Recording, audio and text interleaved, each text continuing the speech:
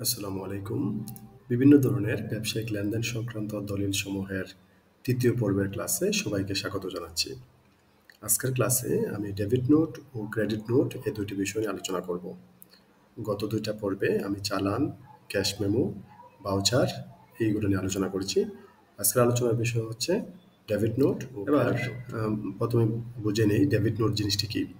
Debit note হচ্ছে আমরা যদি ধারে কোনো পণ্য ক্রয় করি, পণ্য ক্রয় করার পরে যদি কোনো কারণে আমরা দেখি যে আমাদের ক্রয়কৃত মালামাল ভালো নয় বা আমরা যেভাবে চেয়েছিলাম আমাদেরকে বিক্রেতা সেভাবে দেয়নি, আমরা তখন আমাদের ক্রয়কৃত মাল আমরা ফেরত দেব।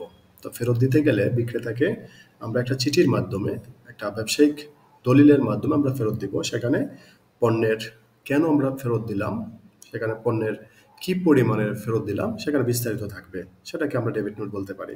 তাহলে আমরা যদি বইয়ের ভাষায় বলি, আমরা বলবো যে পণ্যের ক্রেতা পণ্য ফেরত দিলে ফেরতের বিস্তারিত বিবরণ, ফেরতের কারণ, পরিমাণ, দর ইত্যাদি উল্লেখ করে বিক্রেতাকে যে পত্র প্রেরণ করা হয় আমরা সেটাকে ডেবিট নোট বলতে পারি। ক্রয় ফেরতের কারণে বিক্রেতাকে ডেবিট করা হয় বলে এর নাম হচ্ছে ডেবিট নোট। এটি ক্রয় ফেরত বইয়ের দলিল হিসেবে ব্যবহৃত হয়। ডেবিট নোটকে দেনালিপি বা দেনা চিঠিও বলা হয়। আমরা যদি পর্দায় দেখি তাহলে আমরা দেখবো জনাব আবদুল্লাহ যিনি ডেবিট নোট পাঠিয়েছেন।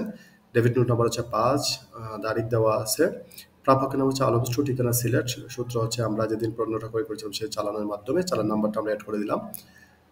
আর একটা চোখের মধ্যে আমরা দেখলাম ক্রমিক নং, মালের বিবরণ, ফেরতের কারণ। এই যেখানে উল্লেখ করে রাখছি আমরা যে প্রতি টন ২০,০০০ টাকা ধরে ২০,০০০ টন চাল নিম্নমানের হওয়ায় ফেরত পাঠানো হলো এবং ফেরত মালের মূল্য দ্বারা আপনাদের হিসাবকে ডেবিট করা হলো ৪,০০,০০০ টাকা। এর মধ্যে কারবারে বাটা ছিল ২০,০০০, মোট হচ্ছে ৩,৮০,০০০ টাকা।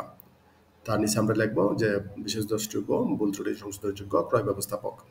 তার মানে ক্রেতা যদি বিক্রেতার নিকট কোনো ফেরত মালের জন্য কোনো চিঠি পাঠায় সেটাকে আমরা বলতে পারি ডেবিট নোট। ক্রেডিট নোট হচ্ছে বিক্রেতার কাছে যদি বিক্রিত পণ্য ফেরত আসে তাহলে বিক্রেতা প্রাপ্ত মালের পূর্ণ বিবরণ, যেমন মালের পরিমাণ, দর, মূল্য একটি কাগজে লিখে ক্রেতার কাছে প্রেরণ করে জানিয়ে দেয় যে তার বা তাদের হিসাব খাতে উক্ত ফেরত মালের মূল্যের জন্য ক্রেডিট করা হয়েছে।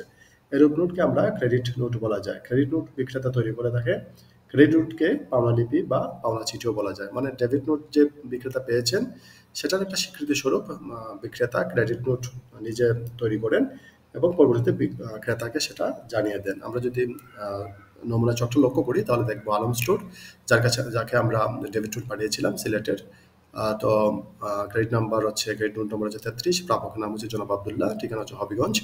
সূত্র যে ডেবিট নোট নাম্বার, আমরা যে তারিখটা উল্লেখ করেছিলাম সেখানে তারিখটা, মালের বিবরণ, আমরা যে কারণে মালটা ফেরত দিয়েছিলাম ক্রেডিট নোটে সেটা উল্লেখ উনি করবেন। উল্লেখ করে বিক্রয় ব্যবস্থাপক যিনি বিক্রেতা উনি কাগজে সাইন করে সেটা ক্রেতাকে জানিয়ে দিবেন।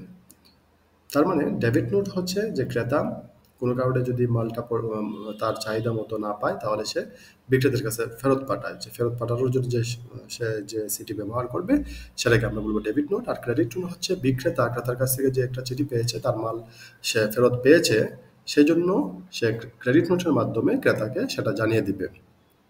এবার আমি ৩টা পর্বে তোমাদের এই ৫টা দলিল নিয়ে আলোচনা করেছি। তোমাদের জন্য একটা প্রশ্ন হচ্ছে যে তোমাদের কোন টপিকটি খুব ভালো লেগেছে বা ভালো বুঝতে পেরেছো সেটা কমেন্টে জানাবে, এবং কোন টপিকটি আগে একদমই জানতে না, নতুন করে জানলে এবং নতুন করে আসলেই জানলে, নতুন কিছু জানলে ভালো লাগে তোমাদের এই ব্যবসায়িক লেনদেন সংক্রান্ত দলিল সমূহের মধ্যে এই ৫টা আইটেম জেনে তোমাদের কেমন লেগেছে অনুভূতি ব্যক্ত করবে। বরাবরের মতোই এই ভিডিও থেকে বিদায় নিচ্ছি। আবার দেখা হবে অন্য কোনো ভিডিওতে। ভালো থাকবেন। ধন্যবাদ।